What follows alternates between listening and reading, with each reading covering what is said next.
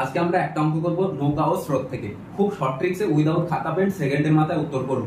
এখানে কি কোশ্চেনে দেওয়া আছে যে একটি নৌকা স্রোতের অনুকূলে ঘন্টায় 8 কিমি এবং স্রোতের প্রতিকূলে ঘন্টায় 4 কিমি যায়। নৌকার বেগ কত? নৌকার বেগ বা স্থির জলে নৌকার গতিবেগ একই কোশ্চেন, একই জিনিস। তো অনুকূল এবং প্রতিকূলে গতিবেগ দেওয়া থাকলে তাদের গতিবেগটাকে আমরা যোগ করব। 8 আর 4, 8 আর হচ্ছে 4 যোগ করলে কত হয়?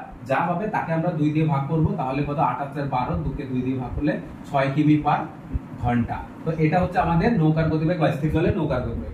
কিন্তু কোশ্চেনে যদি এটা বলতো যে নৌকার গতিবেগ না চেয়ে যদি বলা হতো যে স্রোতের বেগ কত, তাহলে কি করতাম না, ইজি একদম এখানে প্লাস করেছিলাম, বাস এখানে কি করব?